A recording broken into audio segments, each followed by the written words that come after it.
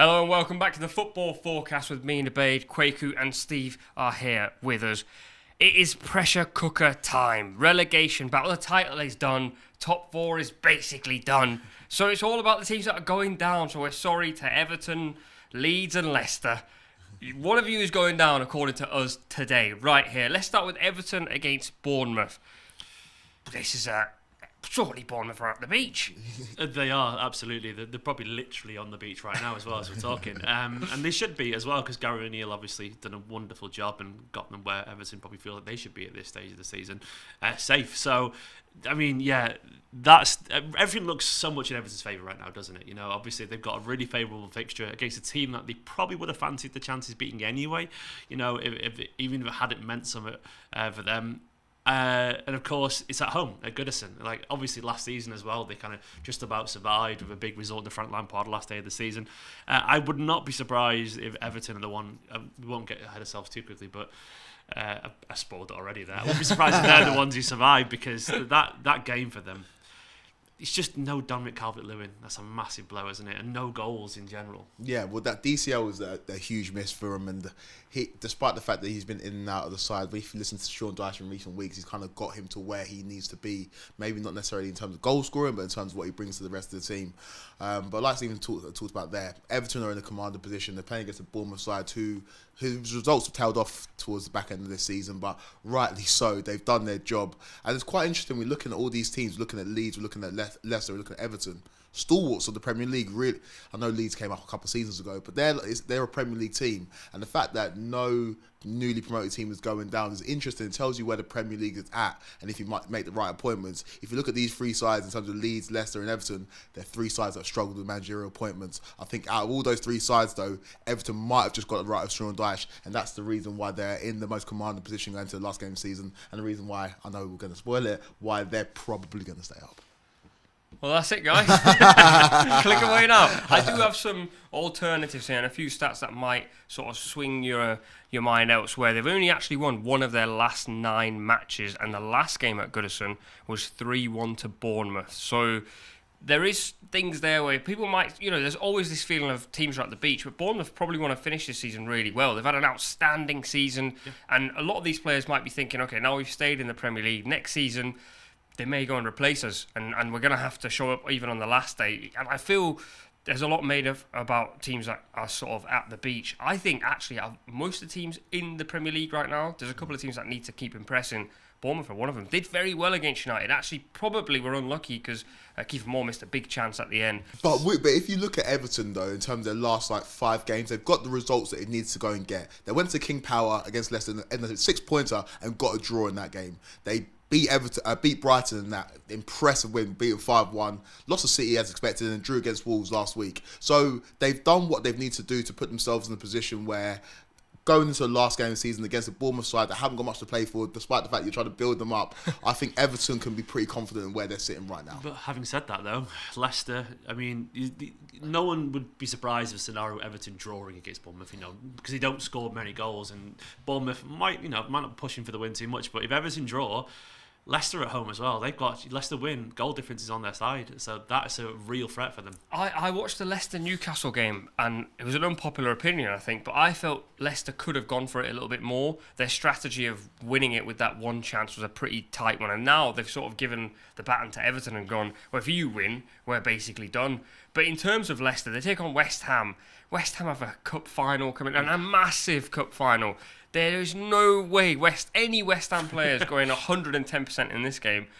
And so you kind of go, Leicester should win this game, but they have been in such poor form. They don't score enough goals. They had one shot on target against Newcastle in the 92nd minute. But rightly so, they went pragmatic. If you look at their 3 games before that, they conceded 10 goals. They got spanked by Liverpool. They conceded 5 against Fulham, which is really the result that's put them in this position against a Fulham side that we all said was on the beach. So maybe us proclaiming that Bournemouth are on the beach a little bit ahead of ourselves. But I understand why against Newcastle at St James's Park, against a side who've been in great form this season, why they got a bit more pragmatic. Against West Ham, like you said up there, they've got a team that have got nothing to play for in terms of the league. They've got a big European Cup final on the horizon. So Leicester Leicester, there's no reason why they can't go for it. And out of all these teams down the bottom who are scrapping for their lives, they've probably got the best players, man for man, players that can score goals, players that can hurt opposition. So you wouldn't be surprised to see Leicester go and kind of get a result against West Ham, but I think Everton going to get a result in their game against Bournemouth to secure. The thing about West Ham though is that there's no games for 2 weeks. After about a week and a half after it, so they've got to. They have to sort of play the players just for rhythm. Like you can't sit and do nothing for 2-3 weeks, as a player, and then be up for a final. So I wouldn't be surprised if some of the key players do play, because they'll already be thinking about that game, and there's no better way to put in the ideas that they've got into practice out on the pitch. So I do think West Ham, it's that cliche as well of staking a claim. So many players will want to be in a final. I mean, I'm a Man City fan, and I saw Phil Foden have a wonderful game against Brighton. It's not a coincidence there's 2 finals coming up. He wants to be in that team, and I guarantee you, the likes of Ben Rama and so on, they'll be thinking, I want to be in that team as well, So that could also be a little bit of a spanner in the works for Leicester.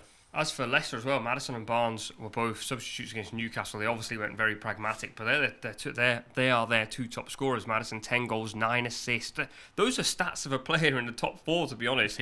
12 big chances created, 2.3 key passes per game. Harvey Barnes has been going a little bit unnoticed, 12 goals, 1 assist. So if there is a team out of the 4 we've just mentioned that can score goals, it probably is Leicester. Then you got Leeds against Tottenham. Now, I think this is an impossible game to call. Leeds could literally turn up and win 5-3 if they wanted to. Equally, they could get blown over 6-2 by Spurs. In a way, Leeds might be going, we're at home, massive game. It's Tottenham who don't really turn up at the moment, and you don't know what Tottenham's going to turn up. They might be backing themselves as well. They're well within their right to say, if we beat them, you never know what could happen elsewhere. Yeah, absolutely. And the Premier League has been so unpredictable this season. And Leeds, once again, at Ellen Road, Spurs being an absolute mess. And they will fancy their chances as well. I'm not overly confident, in being honest. I just don't really think Allardyce has done enough for them. And they still have lacked scoring goals as well, Leeds. Bamford hasn't quite been the saviour that they want. But it's just... It's weird because Spurs are so confusing. One of their last 7 matches. That's a crazy stat, isn't it? That is. I honestly thought it was a lot more, but the stat man clearly knows better than I do. Well, with Leeds, they're interesting ones as well, because they brought in Allardyce to be a firefighter, and it's not really worked. But you can't really blame it on Big Sam. These problems are so rooted in why Leeds have been poor this season. And if you look at the style of managers that they had previously gone for, you've gone from Bielsa to Big Sam in the space of 18 months. Those players are not used to playing that style of football, and they were doomed from the point where they didn't stick with Jesse Marsch until the end of the year, because I feel like he might have been able to keep them up. We saw him do it last season, at the back of the season, where he got big results at big moments. But Leeds are in trouble, and Harry Kane, I know Spurs aren't really playing for much in terms of what they want to be playing for, but Harry Kane's been in incredible goal-scoring form, and towards back end of the season, that's when he's at his strongest. I fail to see how Leeds are going to keep him out, especially in what potentially is his last game for Spurs. So Leeds going to this one at Ellen Road with a sliver of hope, but it's going to be tough against the Spurs side, who, like we've all said, are pretty unpredictable.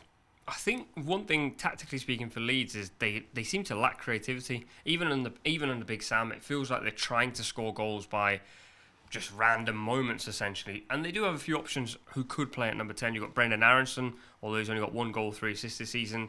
Crescencio Somerville, 4 goals and 2 assists. Then Willie Gnonto, who I think actually has been sort of outcast a little bit for the last 10 games. But look at those players, though. Like, they are diminutive players who like the ball to feet. And if you look at Big Sam, in terms of the style of football that he likes to employ, they're not necessarily going to thrive underneath him. And like I said, that's indicative of why Leeds have struggled to get results under Big Sam, because we all thought he was going to come in and do a job. But because of the players and the profile players that they already have at the club, and where they were going and where they have now had to revert to, I just don't see Leeds doing anything in terms of... I share those same feelings, unfortunately. Willie Gnonto is a quality player, so there's a hope for them that a little bit of moment of magic, could save them. But it feels like, I don't know, I just don't see them not conceding to Kane. I don't see him scoring more than... It could be 5-0 either way, or 0-0, I don't know. Here's what we'll do then. Instead of saying who's going to go down, I'm going to get you to predict your score per game, and then if my maths is good, work out who you eventually have going down. So Everton, Bournemouth. What score do you think it'll be? 1-0 Everton, really tight. Kweku? 1-0 Everton. It's over then. It doesn't matter. Everton won. I should have gone in reverse order from Leeds and Leicester. I think Everton will draw against Bournemouth. Make it fun. I Do you know what? I think you're right. I actually think what will happen is Everton will draw, but the other teams won't get the points they need. Like Leicester will draw and Leeds will lose or something like that, I reckon. That's kind of where I'm at. I don't think any of them will win. I've not been convinced by any of the three. Going down with apathy. Yeah.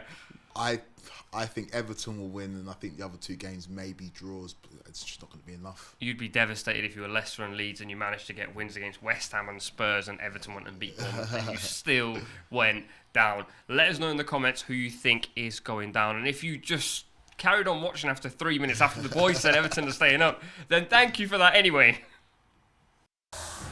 Thanks so much for watching ESPN on YouTube. And for more sports highlights and analysis, be sure to download the ESPN app. And for premium content and live streaming, subscribe to ESPN Plus.